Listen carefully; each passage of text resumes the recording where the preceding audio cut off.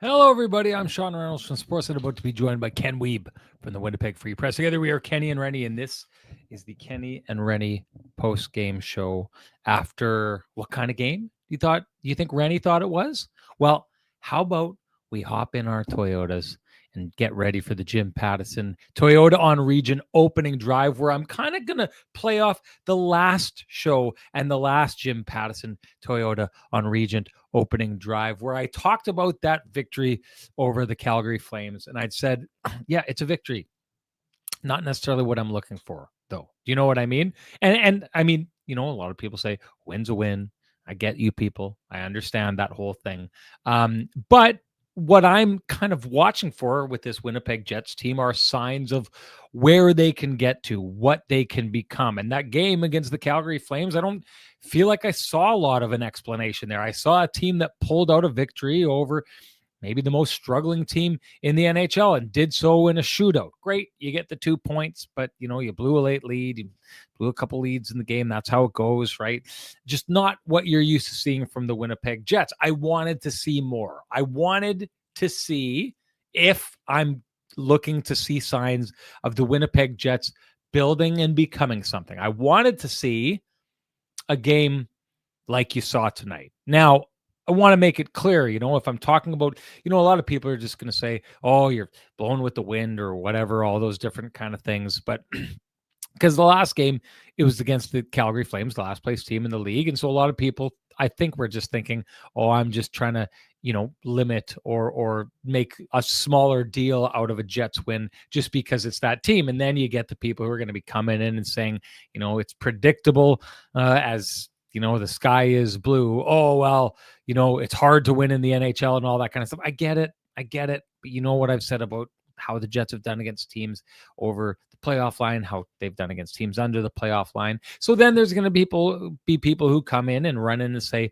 yeah, okay, Renny, but the Columbus Blue Jackets are below the blue line. The Columbus Blue Jackets played last night and they went into a shootout, and it's hard to come in and perform your best when you hop on a plane after that and travel to Winnipeg and do it all over again. And you're right. You're right to say that.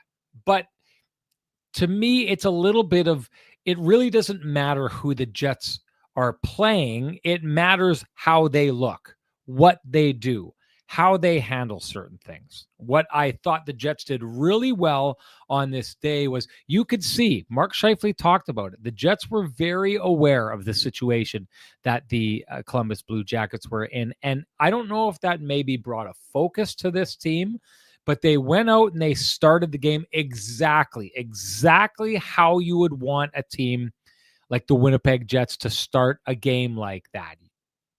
Team plays late last night, hops on a plane, gets to your city really, really late, doesn't have a morning skate, out of their routine. What do you want to do? You want to cram the game down your throat right out of the gate. And that's exactly what the Winnipeg Jets did. Now, I know I got a message from one of the K&R listeners and said, oh, man, I don't know what it is or what happened or what changed, but the Winnipeg Jets are looking fast and looking like the team they were. And they did at the very beginning. Now, clearly, the Columbus Blue Jackets turned that, and I thought owned the last half of the first period.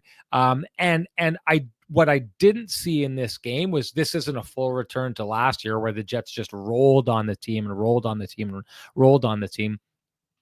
But what I do like is there was pushback from the Columbus Blue Jackets.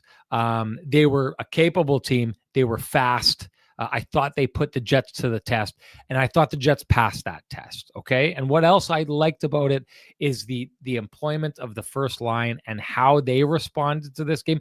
I'm going to dig into it a little bit deeper once Ken gets in here. So I don't want to give it all away in the Toyota opening drive, because, hey, you know what? Sometimes it's a long journey. An hour from now, what's about an hour from here? The town of Lactabani, folks, where good old Renny grew up, about an hour outside the city. You got to make sure that when you get past Milner Ridge or past the town of Beausejour or whatever route you're taking there, that you still have things to talk about on the trip. So I'm going to leave a little bit of the gold there, but I'll say enough to say I thought that the Winnipeg Jets top line was as active and as engaged as we've seen them maybe since the beginning of that road trip that they left on. Now, we know what the Winnipeg Jets can do when that line is going. And we saw that at the beginning of the year. I had wondered if maybe the effectiveness of that line had worn off on the road trip, because getting close to 20%, 25% through the season, where you're getting close to that 20 game mark, that maybe other teams in the league were starting to speed up, and other teams in the league were trying to find their game, or starting to find their game. And then the effectiveness of the Jets top line was kind of waning. Tonight made it clear that wasn't the case. And I'd like to dig in a little bit more. Kenny's going to be here right away. In fact, he just popped into the green room. I can't let him in right now, folks, because he's got his handful of green M&Ms. Like, you have to leave in the green room for Ken. I don't know, was he Irish? I don't know what's going on there. I know he's not Irish, but green M&Ms, that's his thing. Outside of that, defense, I thought, played really well in this game. You get 3 defensemen scoring in this game, which has been a real hallmark of the Winnipeg Jets over the last number of years.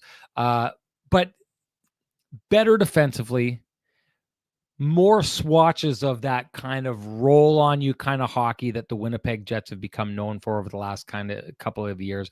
Dominance by a team where, if I'm going to take the Winnipeg Jets and the Columbus Blue Jackets, I think the Jets stars are more impactful than the Columbus Blue Jackets stars. So you want your stars to be your stars to win those games. The Jets did a lot of the things really well that you would think they needed to do to be successful in this game. It wasn't them limping over the line, getting past the finish line. This was the Winnipeg Jets leaving no doubt on this night who was the better team. Backstopped by a brilliant performance, I thought, by Comrie, who won the Sean Reynolds Award on this night. I thought handily. Overall, I won't say it's a return to something. You remember the Vancouver game, and I was taking exception with everyone who was saying, okay, they're back, baby, because that's not what I saw. And then after I said that, they went out and blew 3 leads to the Seattle Kraken and lost that game, and blew some leads against the Calgary Flames as well and squeaked that game out. This, to me, is more of a return to what has made the Winnipeg Jets good over the last number of years. This, to me, is what I'm waiting for to see. What can the Winnipeg Jets be? This is a step forward. This is what you were hoping to see. Was it everything? Were they fully back? No. And to be honest with you, I still think there's a conversation to be had about the Jets in this game. Yes, they won on the scoreboard, but if you take a look at the balance of that game, the speed of both teams, one team finished a lot better than the other. It still is a fairly even contest, if you ask me, which is, I'm starting to think more and more just what the Winnipeg Jets are going to look like this year. But a veteran team went out and raised its game in the areas it needed to come out on top. And that's, I think, why they came out on top in convincing fashion on this night. That, folks, is your Jim Pattison Toyota on Regent opening drive. And of course, this November, it's time to Toyota at Jim Pattison Toyota on Regent. Finance the 2025 Tacoma truck from 5.69% with up to a 1% loyalty rate reduction and a $1,750 accessory credit. But hurry, the offer ends December 1st. That's not too far away, folks. Visit Jim Pattison Toyota on Regent for a test drive today. All right, time to bring in the man with the best music in the business. Here comes Kenny, folks.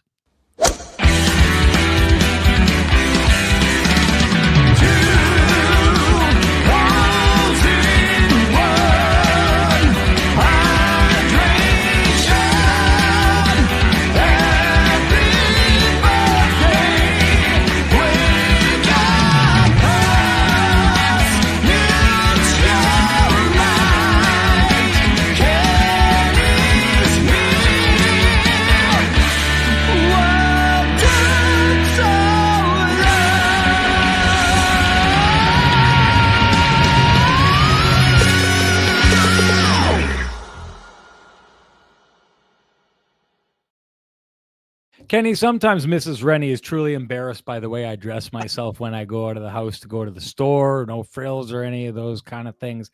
And sometimes that carries over onto the podcast. So I got to tell you, it feels good to be repping and looking like a Vittorio Rossi man once again, like you've done for so long now, because you were out on the road with the team. I'm very happy to say, Ken, I'm about to head back to see Frankie and the boys and get done up right with a couple pieces there. I was texting with Frank about it today. Going to be good to see see him. I'd sure love to see some of you down there. So if you want to go do it upright, like Rennie's about to go do it upright, you know what to do. Head on down to Vittorio Rossi, walk in, loudly proclaim Kenny and Renny sent you. If I'm there, I'll pop my head around the corner. I'll say, yeah, we did. Yeah, we did. You got to gas for Frankie and the boys when you get there, and they'll do you upright. Ken, Scott Arniel thought that this was maybe the Jets' most complete game of the year. I was thinking exactly that before he said it. Now, a lot of people may try and, disparage it or say it's not as important because the situation the Columbus Blue Jackets were in, playing the back end of a back-to-back that the Jets acknowledged was a tough draw for that team. What did you take away from it? Yeah, I mean, there was a solid effort. I mean, we talked about this on the last show, that Tuesday would probably be their closest thing to their opening night lineup, or what they had projected in the summer, outside of the fact they knew that Adam Lowry would be out, for the first 6 to 8 weeks or whatever it ended up being. But yeah, I mean, I thought the Jets were pretty tidy in most of their game. Execution was a word that we had used a lot on that 6-game road trip, or, more accurately, a lack of execution on certain points, which led them to a 1-4 start to that trip. The top line was exceptional. Sean, I know you talked about it a little bit, and we'll dig in a little bit further. But yeah, I mean, the Jets got a good effort basically from every single player in the lineup this evening, and that even includes the third D pairing that had its moments at times. Logan Stanley obviously has the goal, but I thought that the pairing with Luke Schenn was much more effective. Luke was a lot more physical, kind of looking a little bit more like himself in the game. Sean, he had 4 hits in the game. Yes, 1 giveaway, but he had 4 hits, 3 block shots, 2 shots on net, 4 shot attempts. So that defense pairing was, that's the way the third pairing needs to play, right? I mean, that's basically where things are at. I mean, you need your third pairing to be effective. And, in this game, both Logan Stanley, who has been very good, and Logan Stanley logged 1843 here. So I mean, that's a big, 1843 at 5-on-5. So that's what he had in the game. He didn't have any special teams activity there. So that's a big game for him. Luke Schenn, 1720. Obviously, score effects allow you to play that third pairing a little bit more, maybe in the third period, but that is the type of game you need from your entire team. So third pairing was good. We know the top pairing was excellent again. Josh Morrissey with 2 more points and has done an exceptional job. Second pairing looking like we thought they would look. I mean, this is very simple to me. Dylan Samberg has made an incredible impact in just 3 games back. I know, Sean, I was talking with Scott Arniel. I know you and I have talked about this a lot in the last, 2-3 years. Dylan Samberg's hockey intelligence continues to shine. I mean, this guy is a guy who kills plays. I mean, this does it with his feet, does it with his stick, does it with his brain. I mean, those, and the benefit for Neil Pionk is there. I mean, Neil Pionk gets involved offensively. Jets defense core has 3 goals in the game, and suddenly that secondary scoring we've been wondering about. As Scott Arniel pointed out at the podium, it doesn't have to just come from the second, third, and fourth lines. When the defense gets involved offensively, that offense from the defense is a nice way to augment the scoring of the top line, which is impressive right now. And the Lowry line sets the table, Sean. I thought that the Taves line was very effective throughout the game again today. And the fourth line was really good. I mean, Morgan Barron's return was also very important in this game. And, it was apparent. I mean, yes, he took a penalty that was whatever. He slashed the stick. I guess it's interference, sure. But Morgan Barron was able to provide some, healthy minutes in 13 minutes and 15 seconds, 67% in the draw, 1 block shot, 1 hit. And I thought he was really skating well. We talked about the Jets needing to play faster. They looked faster. Obviously, Morgan Barron is a fast skater, but the team cohesion was a lot higher in this game for me, and they were moving. And Sean, they had to be moving because Columbus is a fast team. Yeah. They weren't at their fastest, but Columbus is a fast team. I thought they were pretty good. Pretty good considering the circumstances. I just mean that, they don't play last night. They're probably a little bit faster, but they made the Jets work in the game, and the Jets really did a sound job defensively. And as you mentioned, I mean, Eric Comrie now 4-1 on the season. And just, doing an excellent job again. Here's Comrie. There's Comrie, 260 goals against, 908 save percentage. doing the job that you need the backup to do when you're trying to get the backup somewhere in the neighborhood of 22 plus starts in the season. Just on the point that you were making about the Columbus Blue Jackets, where I thought that kind of showed up tonight was an area that, the tiredness of the fatigue of coming off the back-to-backs, having a conversation with Jody Shelley, who clearly does color for them and does color for Prime, a Manitoban originally, and just an absolute one of the great guys in hockey. The gem. Chatting with him a little bit, he'd said, going into the third period, he kind of expected what happened in the third period to happen, but he said, this is just more of this team, and he seemed kind of frustrated with them. He said, you know what, they do a really good job of what you're seeing them do out there. They skate really fast, they get in your kitchen, they hang around, but in the end, they just really don't have the ability to score. And what he thought they really lack, and that I thought was maybe even more so on display in their fatigue tonight, was the opportunities that they had, when they get the puck on their stick. Sometimes there was a little bit of bobbling the puck on the stick in key moments, whereas with guys like Scheif and Kyle Connor tonight, it was like you glued the puck to their stick until they needed to release it.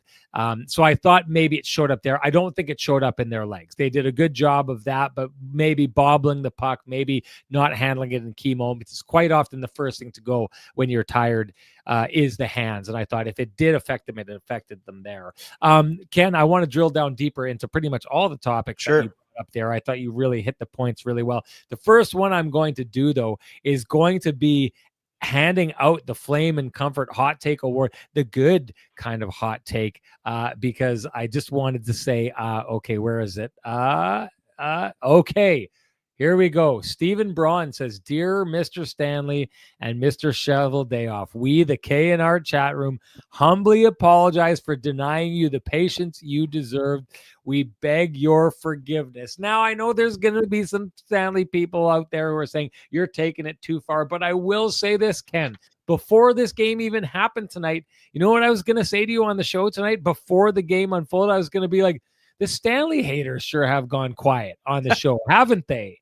Yeah, and it's interesting because, there's a lot of people, they're going to turn around, they're going to die on that hill, and they're going to say, Ville Heinola was given, if he was given the same kind of opportunity, he would be thriving, and that's very possible, all those things. But I do know that, what it turned into, Ken, at some point last year with Logan Stanley was, he was starting to get better towards the playoffs, and then he was starting to become a little bit of an element that the Jets needed. And then and I remember the analysis on it was like, it's not every night. And there's a lot of people out there who are like, yeah, well, he went that game and he did this. And I was like, you're right, he did that. And I think we did a good job of acknowledging and saying, yeah, Stanley cost him here. That wasn't the right play. I think at the beginning of this year, I said when I saw him in the preseason, I thought Stanley was set for a regression because he looked like he was back to bad decision making and things like that in the preseason.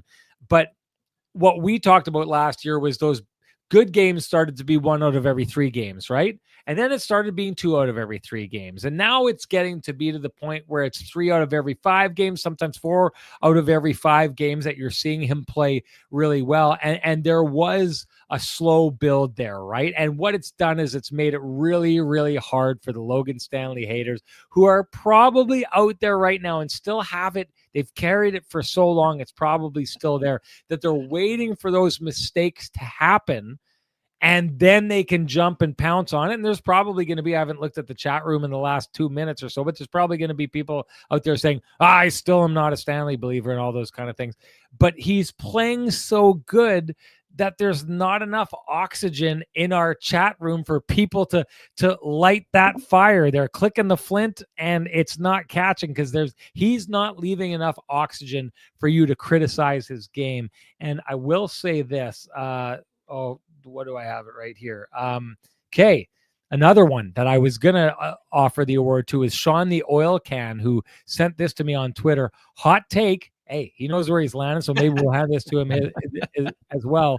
It's no longer Shen carrying Stanley, which we talked about at the end of the year. We talked about the emergence of Logan Stanley and the effect that Shen had played on that. It's no longer Shen carrying Stanley. Stan is the more solid player at this point. He looked calm with the puck and defensively sound much of the night. Stan isn't the main reason that pair struggles anymore. So couple really, really great hot takes on this night. So I'm going to hand out a bunch of them. I'm feeling generous tonight. I'm just handing out co-winners for the first time. Co-winners. Yeah, Let's there go. you go. That's our K&R hot takes, brought to you by Flame and Comfort, who can handle all kind of hot takes. Manitoba's premier supplier of fireplaces, wood stoves, inserts, and everything hearth related. After 50 years heating up your world, Flame and Comfort has moved to 1465 St. James Street, where you will find it is one of the most impressive showrooms in Western Canada. You don't need your hot takes to keep that warm feeling inside. Visit Flame and Comfort, and they will take care of it for you.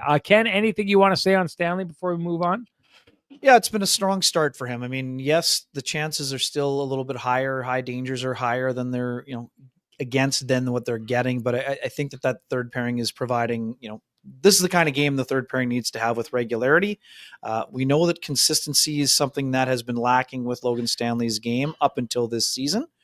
And now this season, he is doing a nice job on that front, and he needs to continue to do it as the Jets prepare here to hit the mid or the quarter point on Friday and then into that second quarter. Because, again, the folks that wanted Logan Stanley traded for the longest time, it was fine. I mean, those takes were warranted on some fronts for sure. But the minute you trade Logan Stanley, you're looking for the same qualities that you just send out the door. You're just hoping to get them a little bit more consistently. And again, those guys aren't growing on trees. So anyways, he's done a nice job and he needs to continue to do that job. And again, we've been talking about, the battle between Luke Schenn, Colin Miller, and soon to be Hayden Fleury, who made his way back onto the ice in a yellow non-contact jersey this morning. Luke has the inside track. We know that he's played the most out of those guys. But if Luke wants to be in the lineup on a regular basis, which we know he does, he needs to stack more games like this one today. Just wanted to bring this one in here because I think it is a really, really good point here. Turd Ferguson says Stan is an incredible 10-year development into a 6th or 7th D-man. Incredible stuff. I mean, there's truth to this. Like, you had to be patient, and it's true. It's a 2015 draft pick. It's 2025, so it's a 10-year arc. 16. Yes. So it's a 9-year arc. So there's some truth to this. And 6th or 7th, I would say Logan Stanley, the way that he's played right now, has essentially, locked himself in as a top 3 pairing defenseman in the NHL. I think if you were to see him go on waivers, he would be claimed and you would find him playing the next day on the vast majority of NHL defense corps. So, I mean, I'm not going to give the 7th D-man thing because I think when you have the size that he has and you're playing the way that he's playing, you can add that toughness to it. You can see he's starting to put some pucks into the back of the net. He's moving the puck more. I think it's a stretch to say he's a 7th defenseman, but Turd Ferguson is absolutely 100% right. And a lot of the anti-Stanley crowd over the number of years also was right to say that, yes, in year 1, 2, 3, 4, 5, 6, 7, and 8, there was frustration to be there. There's a lot of players that don't get the opportunity time and time again that Logan Stanley was given by the Winnipeg Jets. It's one of the reasons we said last year, Ken, like, you can't blame him. He's just going out trying to do this. If you want to blame someone, blame the organization. So, yes, I'm sure a lot of people were frustrated how long it took and how long the organization stuck with it. But I do think Logan Stanley is showing us at this stage now why the organization stuck with the player in this situation. Okay. For sure. I mean, he was always going to be a project player. I just don't think the Jets thought it would take 9 years for him to be an NHL regular. And that's totally fair. The folks who are saying that. Is it fair for those people who are saying that, though, that maybe everyone's been given the Pristine Roofing wake-up call for what the Winnipeg Jets were holding out for? I think it's fair to say that. I think you're now seeing what they've been holding out for. Our eyes have opened to it. like we're waking up to it, which means, of course, it's time for the Pristine Roofing wake-up call. And that means it's time to give North End Rick the Pristine Roofing wake-up call at 204-981-6289. He's the guy you want down at your place for all your roofing, siding, and exterior needs. You could also call Pristine Roofing directly at 204-237-7663. Give your home the Pristine Roofing and Siding wake-up call. You will be glad that you did. Okay. Hang on a second. Sorry. One more Logan Stanley, just to tie a bow on this, Sean. I mean, for Turd Ferguson, who says seventh, not a lot of seventh defensemen in the NHL right now, Sean, through 19 games, have 3 goals, 6 assists, 9 points, 26 minutes in penalties, and is a +8. And again, we understand fully and completely that, plus minus can be an archaic, point of reference. But for Logan Stanley, it is fitting. He is not getting a bunch of pluses from being on the ice late in games, 4 empty net goals scored for, nor is he on the ice protecting the 1 goal lead a ton of times and getting scored on into in a 6-on-5 situation, in a situation like that. So, his plus minus is pretty steady. I mean, most of those goals that he's been on for are 5-on-5 goals. There was a time when he was helping with Sandberg out. There were some PK minutes involved. So, I mean, he has done a nice job. I mean, it's not just about points and points of reference, but he's got 9 points and Neil Pionk has 5. No one would have had that on their bingo card going into the season, Sean.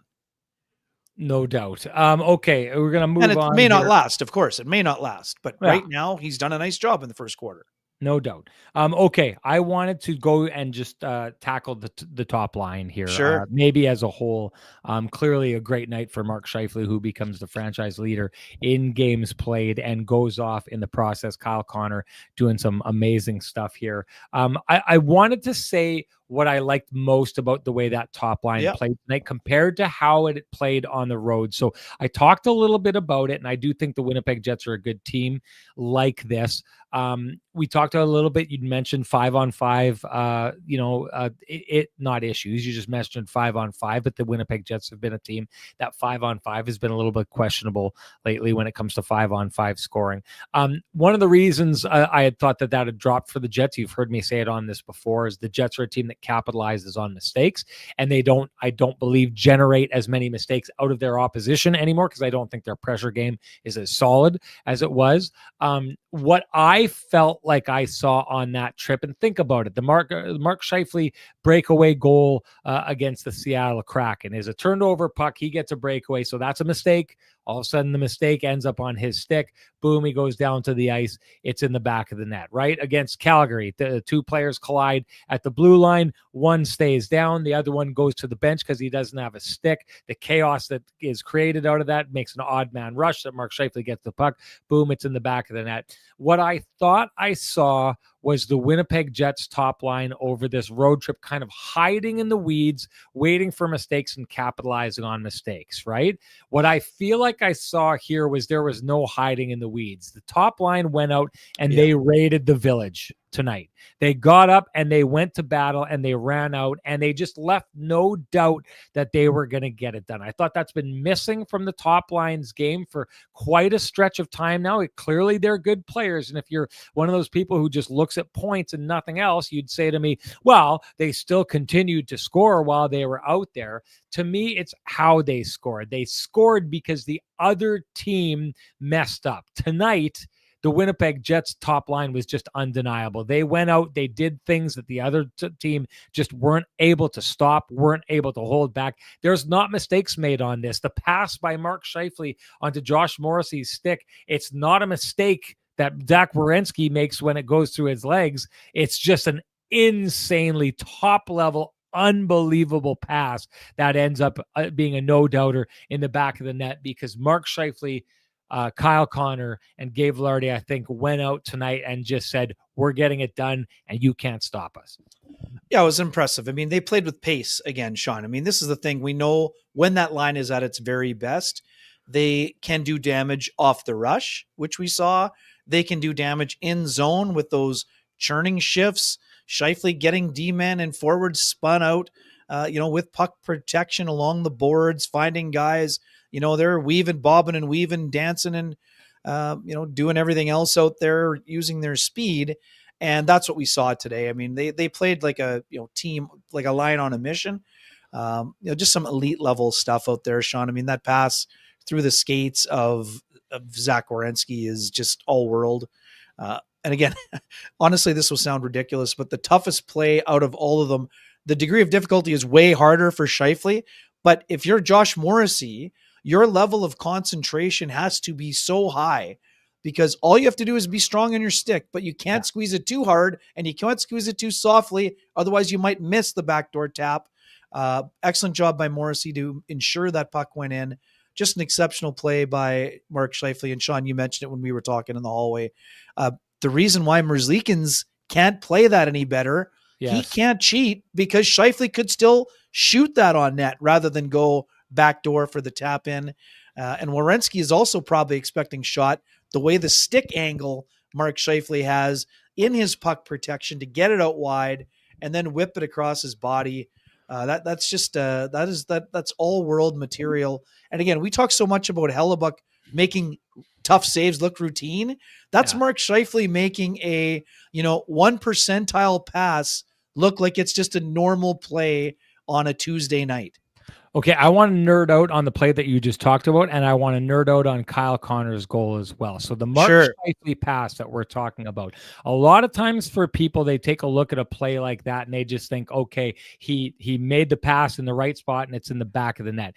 Making the pass in the right spot quite often happens because the players on the ice, the opposition, are thinking you're going to do one thing and then you end up doing something entirely different. So this is why the goaltender is frozen and glued to the post. And this is why Zach Werenski looks as surprised as anyone, one of the top defensemen in the league. This is why he's surprised. And it's because of the way Mark Scheifele passes. Now, Mark Scheifele, a lot of people, when they're making that pass, especially when there's a defender on them like that, they'll extend their stick out to make sure they've got a passing lane and they'll fire it straight across. What Mark Scheifele did is it's almost like it works for the same reason that a backhand works, Ken. Backhands, goalies always say it's hard to know where a backhand is going because a backhand isn't typically a straight shot. It's a little bit of a sweep, right? So it's an arc. And you never know where it's going to be released in that arc. It's like some pitchers, when they're throwing in an arc, where they release on that arc changes the release point. And if the release point is changing and you don't know where that release point is going to be, it makes it harder to judge where that's going to go. Mark Scheifele protects the puck off to the side, and he roundly sweeps the puck around. Now, he could be releasing it right on the ice, on the near post. So the goaltender has to respect the idea that Mark Scheifele is going to shoot there and try and catch him cheating from the post. So he sticks to the post. As he continues on that arc and finally releases, Zach Werenski needs to worry because he can't see where Josh Morrissey is behind him. He needs to worry that the release point is going to be towards the back post and his stick is there ready to stop that puck if their pass goes to the back post, which is where quite often passes go in situations like that, because that's what players are taught. Go to the far post and tap that puck in, right? So he doesn't know that the puck's going in between his legs because the way that Mark Scheifele delivers that pass is a giant sweeping arc that makes it impossible for everyone on the ice to know where he's going with that pass. And it's quite simply Josh Morrissey putting his stick in a spot and Mark Scheifele hitting that spot. And that's why if you watched on the broadcast, you see Josh Morrissey go, nice pass, when Mark Scheifele comes up and they all like hug. And then as they break away, he turns and he's like, nice pass. Like he can't get over what a nice. I kind of wanted him to speak at the end of the game, Ken, because I wanted to say, hey, you're a smart guy. You were the Scholastic Player of the Year. I don't know if you know poetry, but try and describe the pass that Mark Scheifele just made to you. I'm going to nerd out on that play. I'm going to nerd out on the Kyle Connor one. This one will be a little faster. Love it. I promise. But the speed change The speed Stop and change, go, baby. Stop and stop go. and go that he pulls on Dante Fabro is elite. Dante Fabro slows up to close the gap. Kyle Connor baits him in to closing the gap, makes it look like he's going to pass the puck across the ice, and Dante Fabro is doing what he thinks a good defenseman should do in that situation, is close the gap and get his stick into that passing lane. And as soon as he does that, Kyle Connor puts on the afterburners, gets that lane, and the shot, I mean, it's great. He banks it in. The shot's amazing. But to me, as amazing as that shot is, the play there is an insane explosion of acceleration where he baits the guy into slowing down, then changes the pace. That's elite, all world stuff right there. Two things you saw tonight from Kyle Connor and Mark Scheifele are as good as it gets out on the ice rink.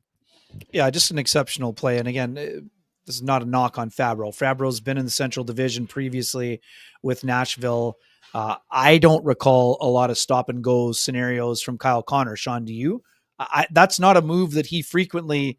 You've seen it before, but that's not a regular tool in the toolkit that he's taking out, to abuse defensemen. I thought that was a really nice job of him. Kyle Connor every year.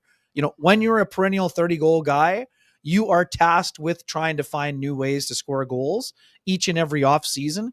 And to me, this is another example. Last year, Sean, you talked about his release was a little bit different. This year, that stop and go is a nice element that he's adding. And again, we'll probably see it a little bit more, but there's no preparing for that. Even if you think he might do it, the moment that Dante Fabro is flat-footed and thinks he's going to maybe curl or slow up, see ya. He's like a wide receiver when he thinks the DB bites on the first fake. See you later. That's a Randy Moss special.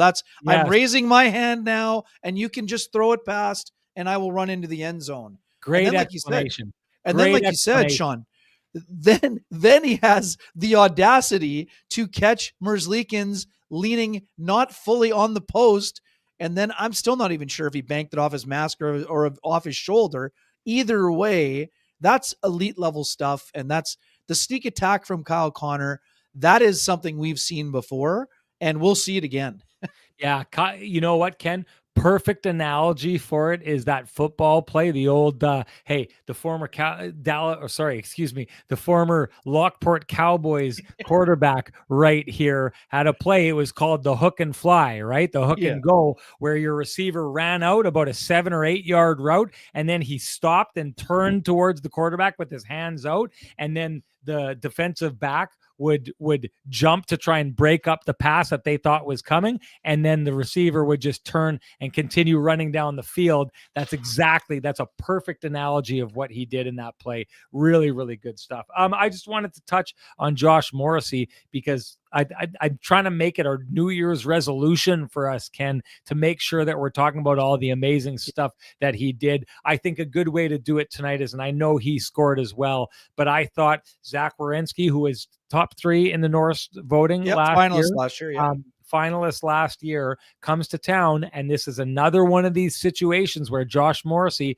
like he did earlier this year against Quinn Hughes, is going head-to-head with one of the best defenseman in the NHL, and I thought that Josh Morrissey won the head-to-head battle between those two handily. I kind of think that's important. Like, I think it's an important distinction to make. I talked about it a couple of years ago after that trade deadline in Seattle. The Jets went into Vancouver, got hosed by Vancouver, and Quinn Hughes was way up here, and Josh Morrissey was down here on that night. I'm really interested to keep score this year because it's 2-0. I find him right now against elite level defenders that he's gone head to head with. It's going to be interesting to see what happens in that first Colorado game when he faces Cale Makar. But I guess you could also say Matthew Schaefer, who's been a real surprise.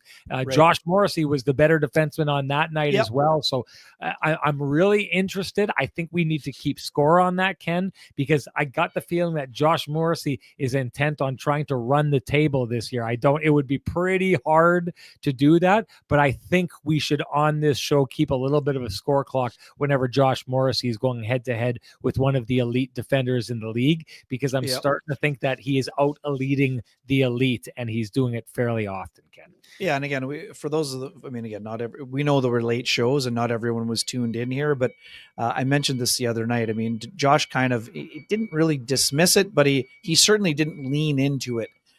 When I asked him something similar after the game in Vancouver, but when I spoke with Dylan DeMello afterward about something else I was working on, DeMello cited Brent Burns and how he did that with the San Jose Sharks when there was one of his peers that is, at that elite level coming into town or going into their barn.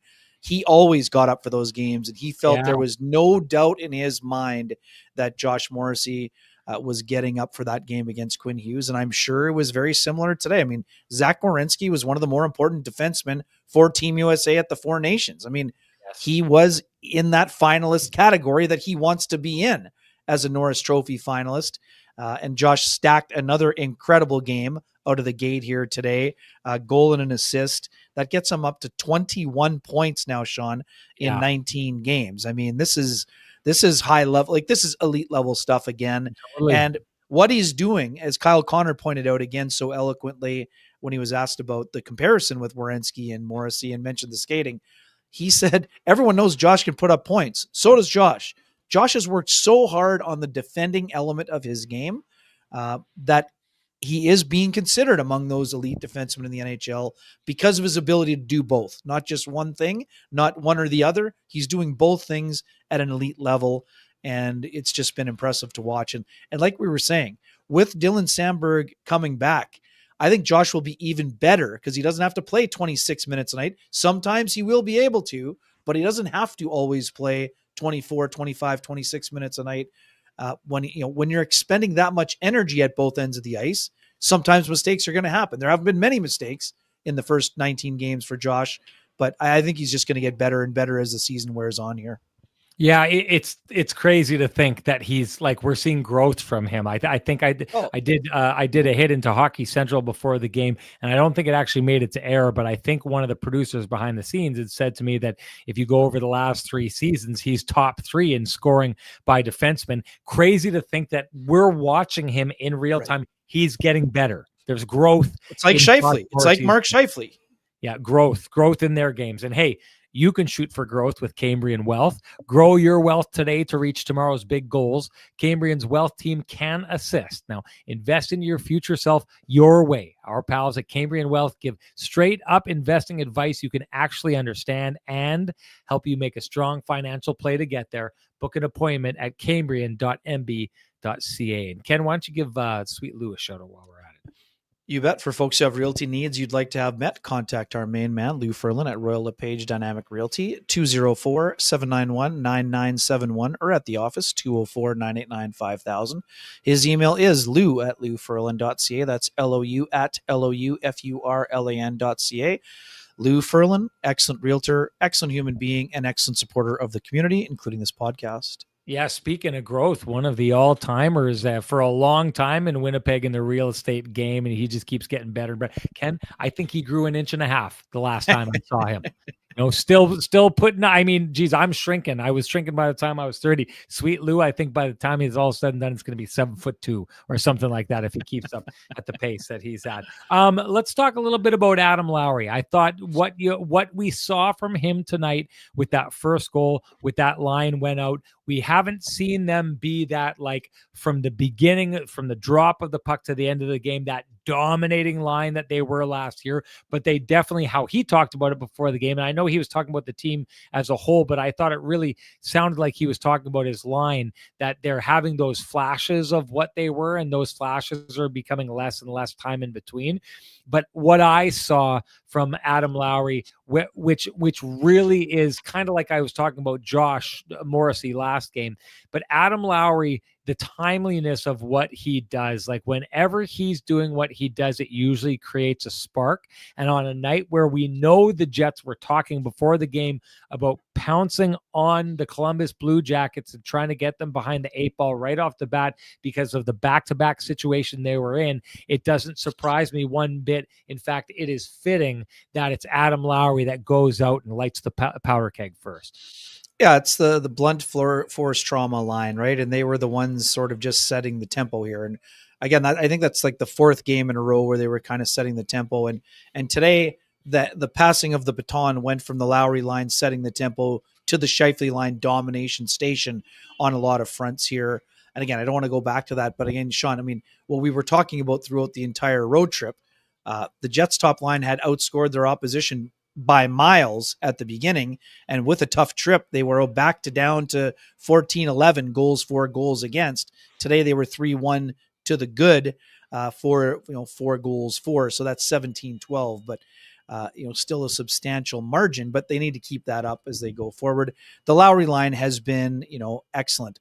Sean, we talked about the Jets' search for an identity as they get close to the quarter mark here. The identity line has been just that. They have been laying the foundation for the Jets to play identity type games. And, much to Scott O'Neill's point that you touched on earlier in the first segment, they're setting the tempo. That line is getting it done, and it's been impressive to watch. And Lowry's ability to set the tone, as captain, as a guy who plays a physical game, as a guy who gets in your face, has been so important. And again, this is a guy who holds himself to an incredibly high standard, Sean, like to the point where he suggested he was the weak link on his line for the first 3 or 4 games that he played. Again, that was excessive by him, but it also is the accountability factor. And Adam has worked so hard to get up to speed as quickly as possible. And Sean, we know this. The hip injury for someone at 32 years old is tough, right? I mean, it's a tough injury to come back from. He's got up to pace very quickly, and he's doing a lot of things exceptionally well. And when the Jets are at their best, the Lowry line is, doing a lot of things in the offensive zone, defending well. And also too, Sean, let's just talk quickly about coaching. I mean, Scott O'Neill leaned on the Lowry line and the Barron line to play the majority of minutes against, Fantilli's line and Monahan's line. So that allowed the Scheifele line, to beat up on the third and fourth lines for a good chunk of the game. Yes, sometimes they were against Monahan too. I know that. But that's smart coaching. Hey, gift guy right here. It's good. It's been like 100 requests already. The headband has been requested. I guess I must have missed them. All it takes is one, though, folks. That's all it takes to make it a Sean's headband version of the Kenny and Renny show. So here we go.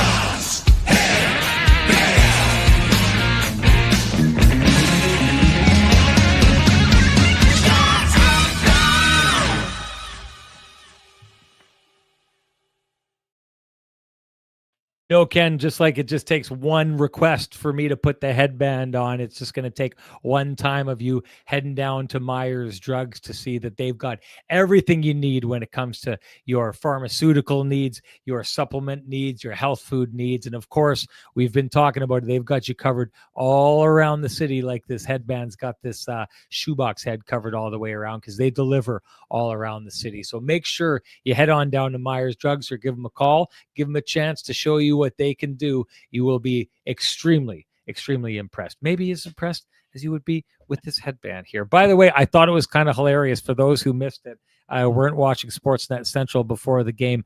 Jay Bukala, our good friend who comes on this podcast and absolutely rocks it every time, brought into the Sportsnet stratosphere. It's kind of like, like comic books where the Fantastic Four meet up with Spider-Man or something like that. He brought up the podcast on there and said something along the lines of, the last time I saw you, you were wearing a headband and a wig. And I'd said, to be fair, the first place I ever wore that was on Sportsnet television when I was standing beside you. I was standing beside you at Mullet Arena. At Mullet Arena. Opening night. I did it. And if you go look online, there's actually pictures of me online that have made it out there. It goes to show you, hey, if you wear a wig once on air, it's out there forever, folks, just so you know. It's not just a wig, it's a mullet wig. There you go. Beautiful.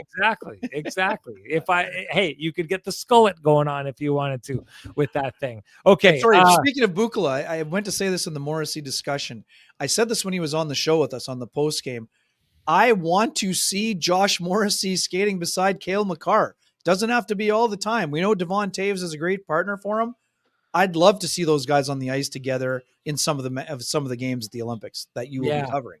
Yeah, it would be interesting because the one of the things I was thinking about it today, right? Like Dylan DeMello, what's Dylan DeMello's role as Josh Morrissey has just skyrocketed and gotten better year after year after year? We're talking about his growth. Like, does he get there without Dylan DeMello? How important is that player? Now, I'm not saying that Josh Morrissey is a one-trick pony and that's the only player that it would work with, but what I am saying is I don't think you can discount what that style of player does for you. And so, as much as I love the idea of those two players playing together, I wonder how truly free you can feel to be Cale Makar or to be Josh Morrissey without Devon Tays or without Dylan DeMello, right? Like, the one thing about those players is the freedom that they have knowing that that guy is going to be back there no matter what happens.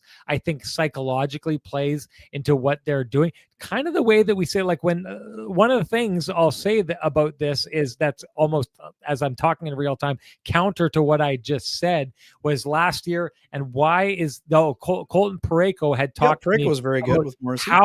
how much he started heading down the ice because he just realized how smart Josh Morrissey was, and he just stopped thinking. It wasn't even the idea that Josh Morrissey is going to sit and make sure that he can jump up. Josh is so smart that he's going to know I'm going before I go because he's going to see there's an opportunity to go. So just go. And I don't need to look and see if he's going to be there because Josh is just so good at that. So what we could see to kind of bolster your argument, Ken, is just two super, super smart cerebral defensemen who totally understand. Like, it's like I'm playing, if you're on the other side of the ice, it's a mirror image, right? Well, This time you go down the ice, I'll stay here. This time you go down the ice, and almost like the guy knows he's about to head down the ice, so I'm going to stay back because I can see if I was there, I'd be heading down the ice, and I'm in this guy's head enough to know that he's going to be heading down the ice too. That's what I mean. Both are active, neither are reckless in their activity. That's why I think it can work. That's why they pay Ken the big bucks. I just ran my mouth for how long, and he boiled it down into what, like 7 words or something like that, folks. He's the best. He's the best, isn't he? Before we do get into any kind of award, sure, I wanted to just talk a little bit more about Dylan Samberg. Another game of building for him. What did you see? Oh, absolutely, yes. Yeah, for sure. Again, just typical Samberg. I mean, 25 shifts for 1847, 1 shot. 6 shot attempts, 1 hit, 5 block shots. I mean, this is what you're going to see. The guy gets in lanes. He anticipates plays. He kills plays. He makes life awfully difficult at both blue lines, whether you're attacking or trying to get the puck out. Efficiency on the break. He's always a safety valve, Sean. He's always there for Pionk. Other teams are trying to get pressure on the forecheck. He's calmly behind Pionk, providing an outlet. Oh, there's Pionk providing an outlet. Someone pressures him. Oh, there's Pionk providing an outlet for him. So I just think that the Jets are going to get better and better as those two guys get back into meshing the way that we have seen them do for a long time here. And it will be for a long time coming with Pionk signing that 6-year extension. And we know that Samberg signed the 3-year extension. And I expect that he will get paid more and he will be paid to stay as a Jet.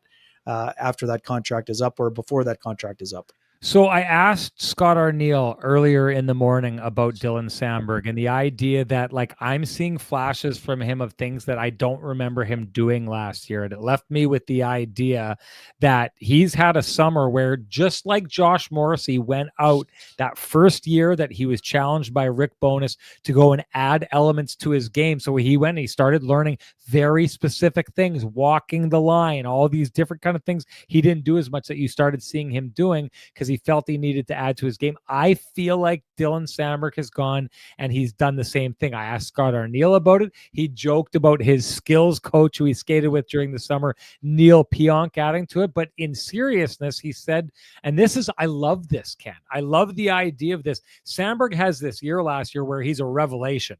And you all heard me say I thought he was the toughest guy for the Winnipeg Jets to lose out of the lineup. For a lot of guys, that would be enough, right? Like, he made the jump from the third line to the second line. He got up there. He became this really responsible defensive player that was really important to the team. And a lot of guys would say, okay, that's it. I've established my role. I'm just going to continue with that role. In fact, I think, Ken, most players in the NHL do that. They just make that turn. Okay, now this is what I am, and I'm just going to continue doing that. Scott Arniel, before he let Dylan Samberg go in the summer, and then again checked in again with him in the summer, said, hey, that's great. You were awesome. You're a huge. Now there's responsibilities with you in being in that spot. One of those responsibilities is that you need to get better, and we need to see more from you. We need more puck moving. Hey, you're a great defensive defenseman. We think you need to add more. We think you need to add more in the offensive zone. So there was a challenge for him to get better. I think he got better, and I'll just bring up a quick little play, Ken, because I feel like nerding out on this day, but I did for his last couple ones. There was a play he made, Ken, where he was going back to retrieve a puck, and the man was right on him, right on his back shoulder. And he went in towards the boards, and the guy was on his left shoulder, and he kind of looked over his left shoulder like he was going to try and take the puck and whip it up the boards before the guy could seal the boards. He baits that player into sealing the boards, and he just quite simply turns towards the puck. And now he's 6'5" with that reach, and he's got the puck on that side. The guy's on the other side. He'll never reach that. And instead of being like, okay, I've got a little bit of an edge, now I'm going to take off behind the net, which is fully what I was expecting him to do, Ken. He takes a pause, looks around, knows he's discombobulated that forechecker so bad that he's got time.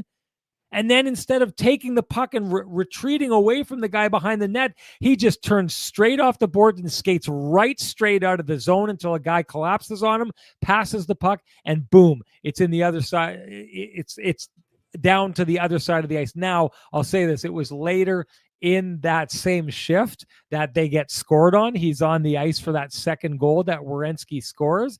But that zone exit there was contested puck to clear, easy, obvious zone exit. That's just a little trick that I think that I didn't see from him last year that he added to his toolkit. If that adds to, 17 more, 21 more, 55 more clean zone exits this year, that just tilts the balance for the Winnipeg Jets that I've talked about them needing to tilt. Ken, we got to get going here. What's the Johnson Group got you covered play of the game for you? You got it. I don't want to steal it. You got it. You found it. Josh Morrissey. I can't remember who the player was. Was it Kent Johnson? I think it was Johnson. Yeah. Again, yeah. But there's a play where Eric Comrie stops the puck and it goes up in the air, and Comrie doesn't know where it is, and the net is wide open. And Kent Johnston, who's got great hand-eye coordination, a good scorer, steps in, and he's going to bat that out of the air into the wide open net, except Josh Morrissey, who's defending, gets to it first and bats it out towards the boards and away from danger. That's just another level of Josh Morrissey greatness. It's not just the points. It's not just the passes. It's not the goals. It's not all those it is everything. Totally has every part of that game covered, and most definitely had the Jets covered on that play. So there you go, folks. That is your Johnston Group got you covered play of the game. And hey, do you run a small business in Canada? Look to Canada's #1 employee benefits plan, Chambers Plan, to give you a competitive edge. Chambers Plan is the simple, stable, smart choice for over 30,000 businesses countrywide. Visit chamberplan.ca to learn more. And Ken, that brings us to our hashtag, the Keg Save of the Game.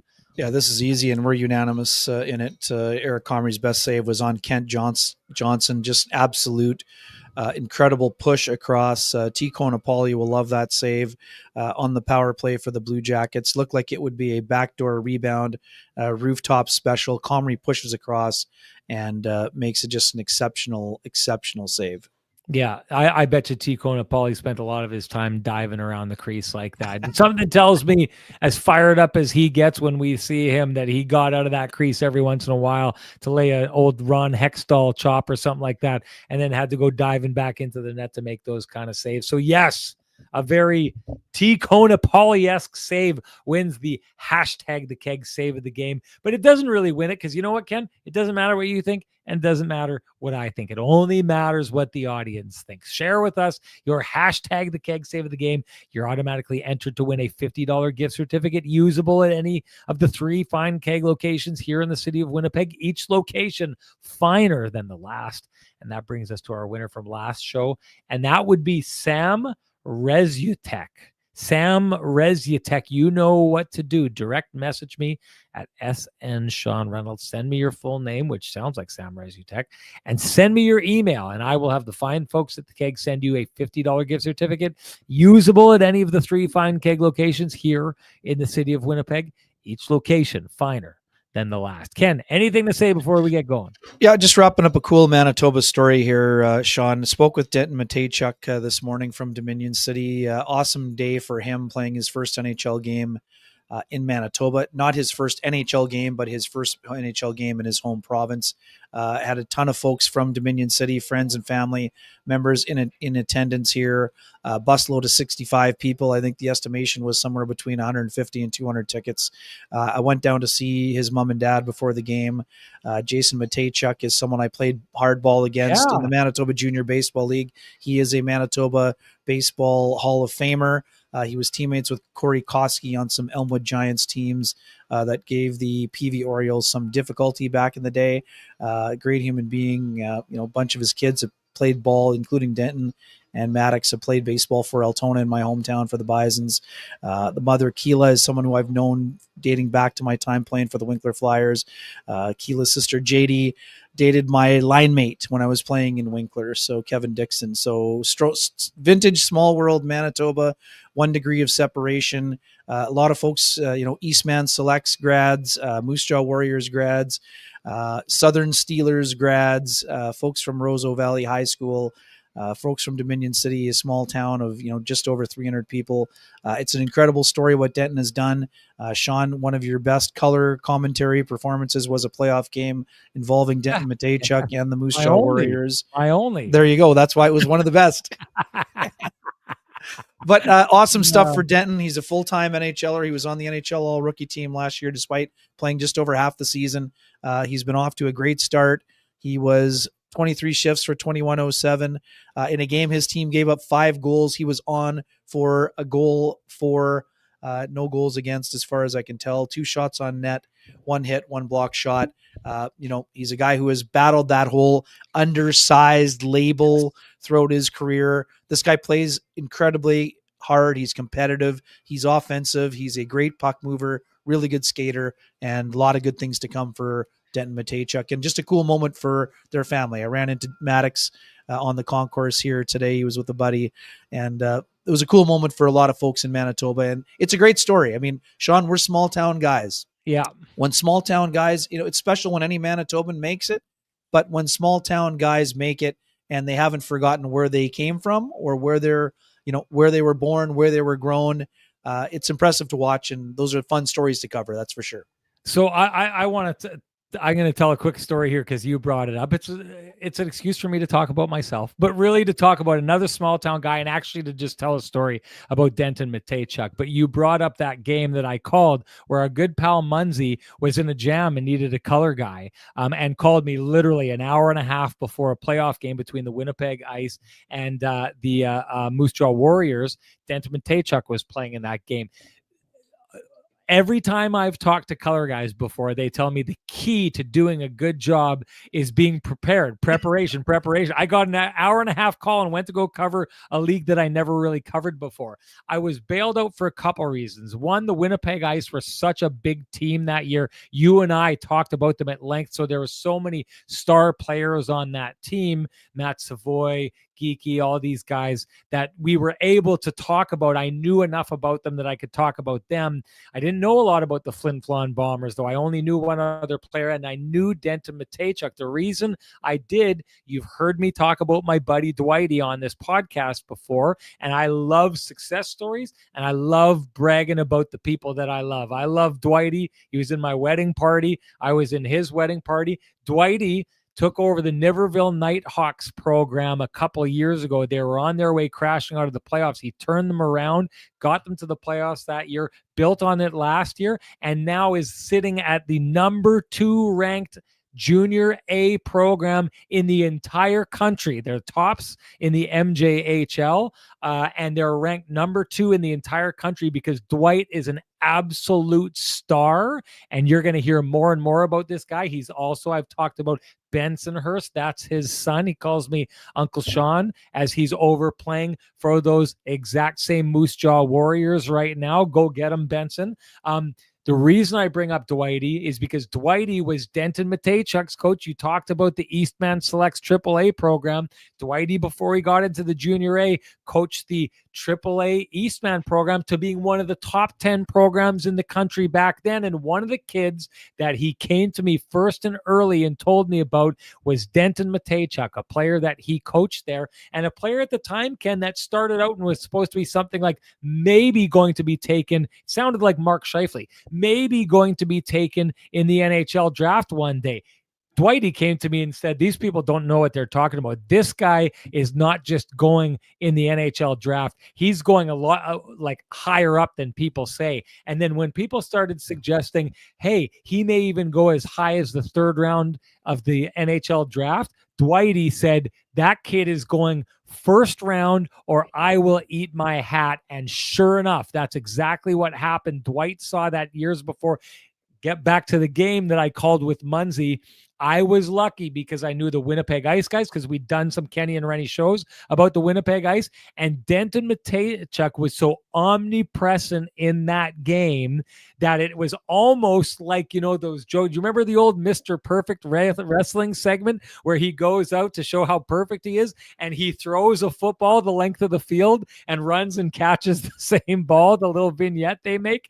That's what it looked like. Denton Matechuk literally looked like he was breaking the puck out and passing the puck all the way down the ice. The guy would get it and then he'd drop the puck and Denton Matechuk would be there with it. The only reason I survived that game was because I knew all the ice guys and Denton Matechuk was so good. It was easy to talk about him because he always had the puck. He was always doing great things. And I had a backlog of great stories from my guy, Dwight Hurst, the guy coaching the Niverville Nighthawks to the number 2 program in the country right now. He'd filled me in on Denton Matechuk and got me in early on a guy I think is going to be a star defenseman in the NHL for a long time. Sorry to keep everyone out around for an extra 5 minutes after that, but I thought that story was worth telling, just like the one Ken has told for the Winnipeg Free Press is worth checking out. I hope you all do. Anything to say before we go, Ken? No, good to see you. Yeah, one quick thing. I don't really want to get into it too much, but thinking of a lot of folks in my community of Altona, it's there was a big important anniversary yesterday, and just people who are from there know what it's about. And lots of people went through a tough time in 1990, and I'm thinking of them, including Tyler Pelkey. Okay. I'm just going to add some Altona love. I clearly don't know what you're talking about. I'm not trying to step on it. I don't think I am. My daughter did a great job, won her and her curling rink won the Carmen Bonspiel this weekend. They had a banger of a game against a group of girls from Altona who have like a young man coaching their team. They're a high school team that he's coaching there and did a bang up job. It was one of the best youth curling games I have ever been a witness to. It was overheard upstairs that some of the people who were just started gravitating to and watching the game because it was that good said, "What are these girls, pros?" When it was heard that someone else said, "Not yet." Those girls were an absolute unbelievable team. That coach should be extremely proud, as should the town of Altona be proud of what they're producing down there. And they should be proud they produced a guy like you, Ken. That's it for us. Time for us to shut it down. We hope that you appreciated this show here tonight. We know we appreciate you, but if you do appreciate the conversations going on in this space, we would implore you to appreciate our sponsors who fight to keep the conversation going in this space for us. That's Jim Pattison Toyota on Regent, Vittorio Rossi, Cambrian Credit Union, Pristine Roofing, Sweet Lou Ferlin, Myers Drugs, Flame and Comfort, the Johnston Group, the Kenny and Renny OGs, and of course the Keg. Thank you to them. Thank you to all of you for showing up. Can't wait to do it again on Friday, the return of Nikolai Ehlers. We will see you then, folks. Bye-bye.